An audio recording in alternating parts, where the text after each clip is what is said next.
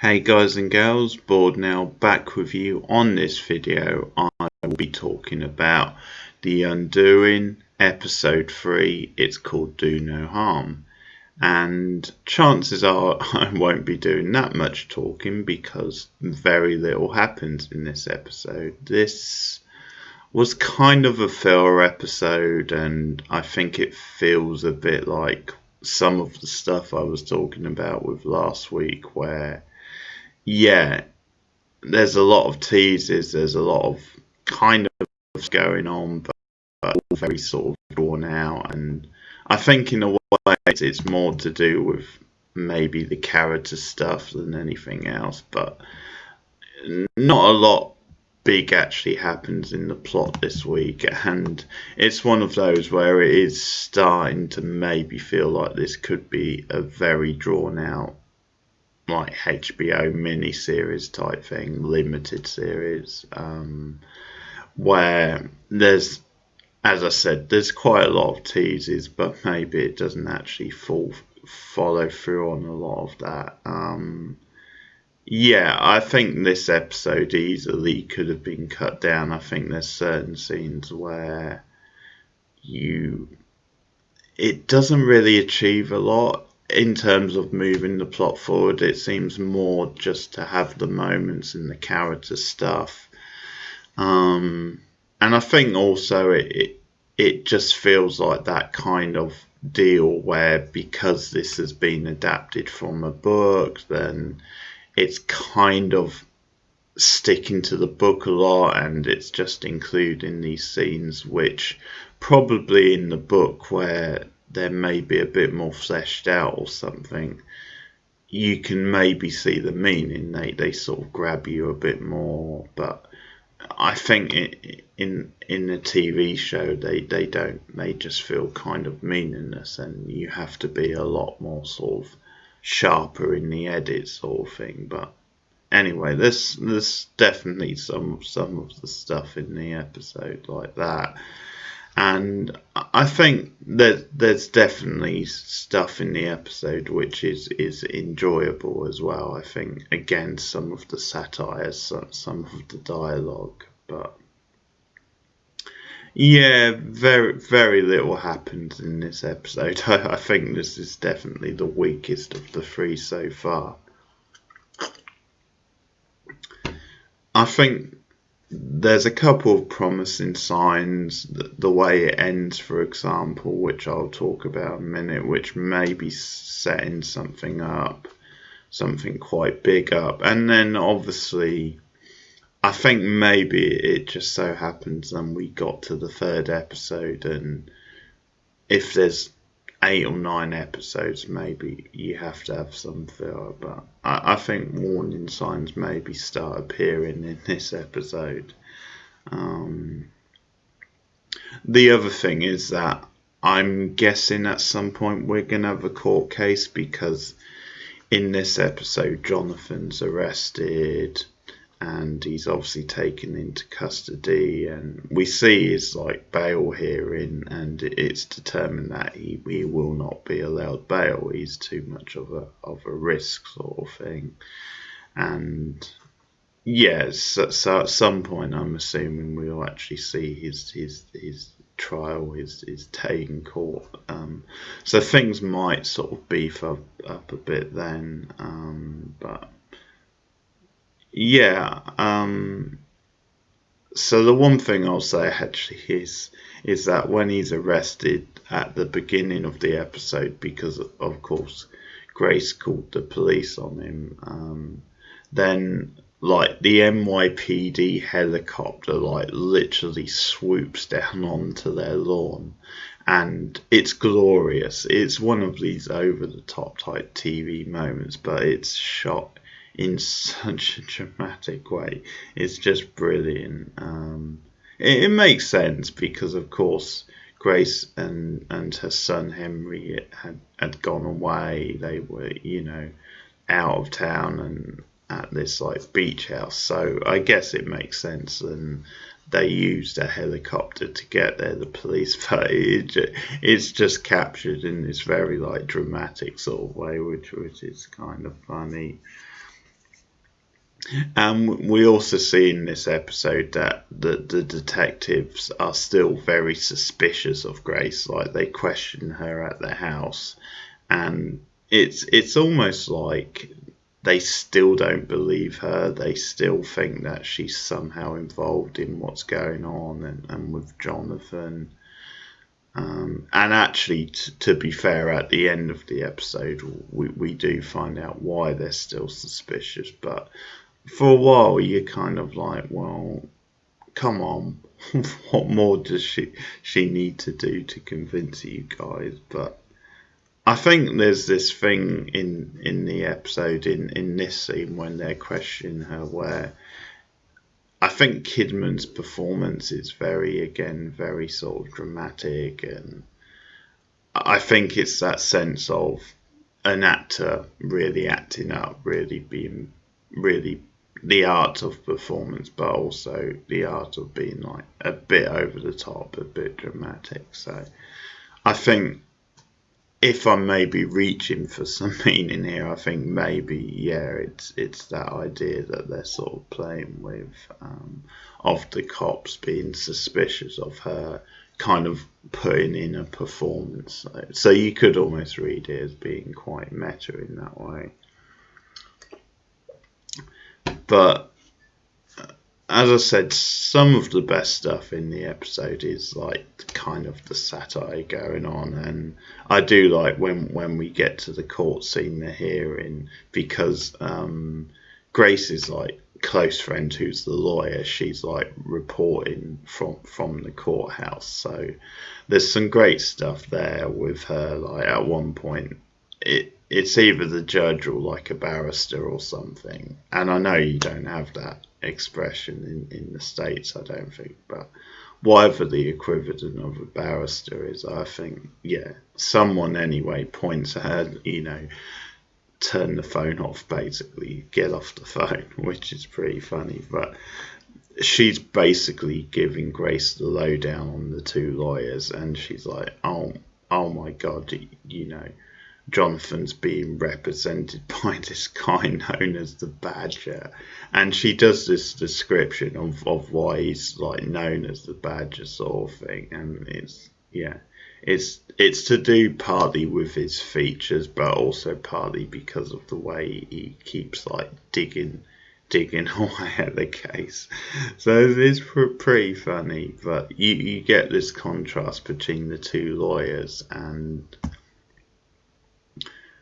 the Badger, as he's known, who's representing Jonathan, and this woman who's representing the other side, and yeah, another pretty big bit of casting here, because the one playing the lawyer, who's obviously opposing on the opposite side, trying to prove Jonathan's guilt, it's the actress out of The Killing. I forget her name now, but the lead out of the original Danish version of The Killing, and sort of seen her in a few things since then, but good actress.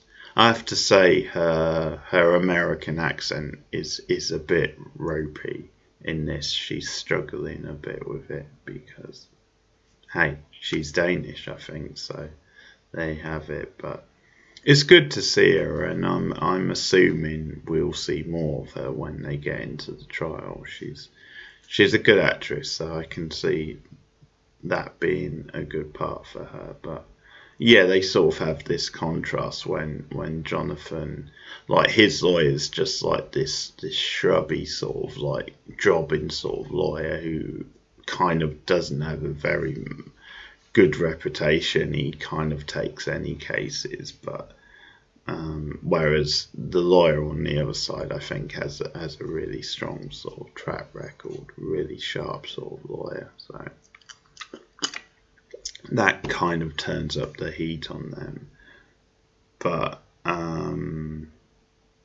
yeah, actually, the other lawyer, the one played by the Killing actress, she has a pretty good line at one point, because they're obviously like making their cases to the judge over whether Jonathan should get bail, and of that his lawyer kind of says, well, my client has no price or records or anything, and then the other lawyer says, well, he's made a good, he's off to a running start because he's got murder and rape sort of thing, which I thought was very funny.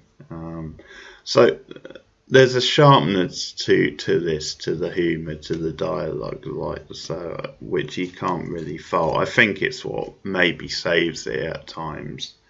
But yeah, I'm maybe looking forward to the stuff when they get into court with these two lawyers, because the one who's playing Jonathan's lawyer, the Badger as he's known, he's a familiar face as well. I've seen him in other stuff. I think he might be a British actor, because I suspected that he was maybe struggling a little bit with the American accent, but I'm not too sure. But he's one of those character actors you see a lot, and he has some funny dialogue. At one point, he's talking to Grace about the case and Jonathan, and he's because at one point he says to Jonathan, I've never seen anyone who looks so guilty. And he says, I'd prefer if you were guilty, sort of thing. So he's one of these lawyers. He likes to represent the guilty. He sort of gets off on that. That's kind of his clientele, if you like. And he really does almost nothing to reassure John. It's like, in my experience, doctors are ourselves. And yeah, as I said, you couldn't look more guilty, is what he says. And later on, when he's talking to Grace, he has some good lines as well. But yeah, he kind of says, to me, your husband looks like kind of a dick, but he's not a killer, sort of thing.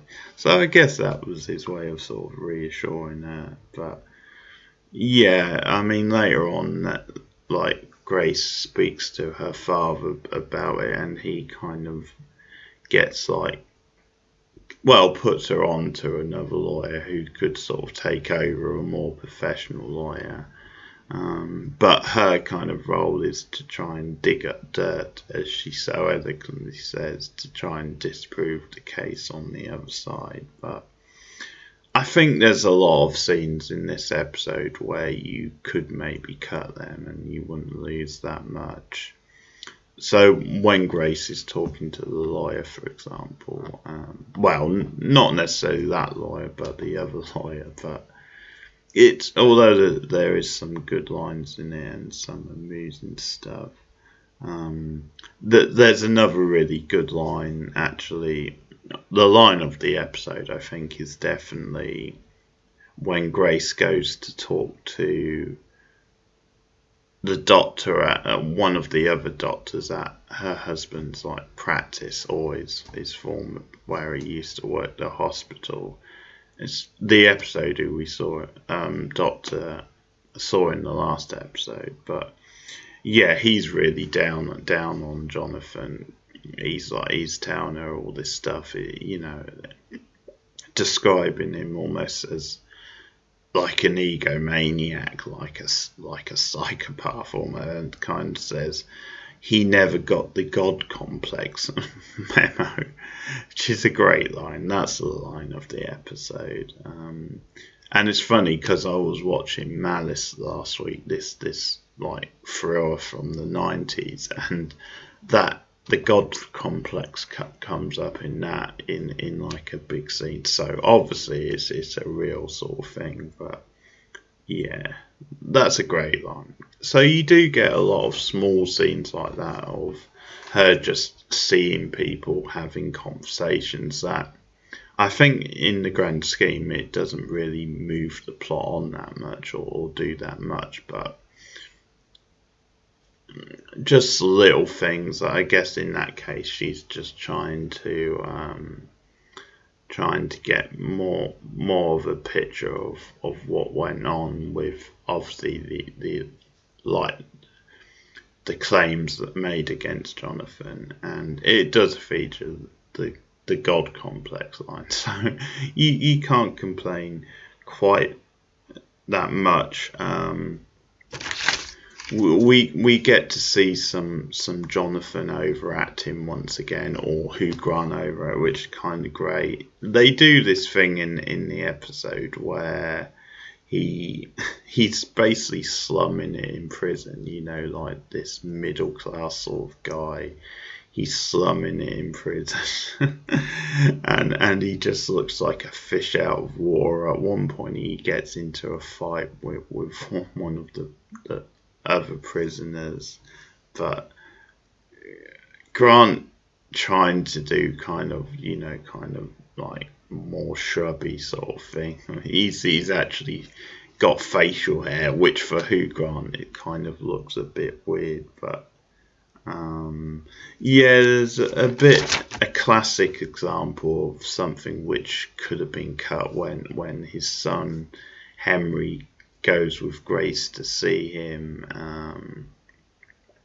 Because one of the things in the episode is that Grace maybe starts to have her doubts over his innocence. Like, she actually starts to think, well, maybe he could be innocent.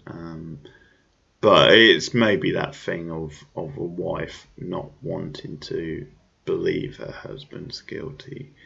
But yeah, Henry goes to see him at one point, and really Jonathan just repeats to him his whole thing, his whole claim about his innocence. That he's already said to Grace the whole thing about Elena being like obsessive and how she wouldn't accept that the relationship was over, that kind of thing. So it's kind of information we've had before. It's just to have like this emotional scene with the son, but whatever. It's definitely a scene that could have been cut. And there's other bits and bobs, like there's something going on with Grace's dad, because we see more of him in scenes with her in this set, trying to support her, and he admits at one point that he gave Jonathan money, which he thought was used to support the family. He said, Jonathan came to me, I gave him £5,000, but again, it wasn't used. It wasn't used to support the family, so the idea is that it was used on Elena. But we also see the father go to the house of Elena's husband. He's like outside watching them, and then it sort of cuts away. So I'm assuming we're going to come back to that. But and the police kind of question him, but he kind of doesn't give them anything. But Elena's husband also follows Grace in this episode, so that's like a thing. And he like the second or third time he actually approaches, says, can we talk? And it seems like he's making kind of a sort of a threat of, because he tries to get to talk Jonathan into like confessing or something like that, but obviously Grace stands firm and says, no, I don't believe my husband. Sorry for your loss and all, but I don't think my husband's involved. But that's kind of thing where he appears to be threatening Grace. But anyway, there's that stuff, and then the big reveal at the end, which is a bit more promising, really, is that there's this whole scene with the police where Grace is kind of saying, well, why are you so certain Jonathan did it?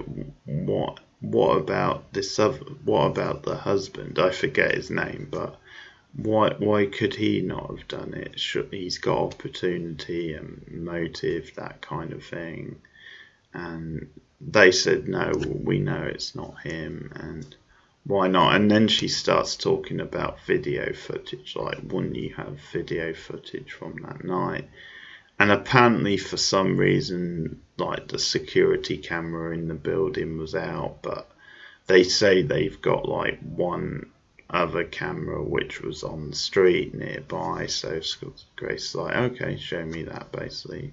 And they actually do, but this is the reveal when the security footage has Grace walking down the street, which is not incriminating in itself, but I mean, it's just shows the fact that she was in the area on the night and around the time as well, which again is still very sort of loose, but it at least is something. And they say you and your husband are the only people spotted in the area at the time, or at least on the camera, I'm assuming. And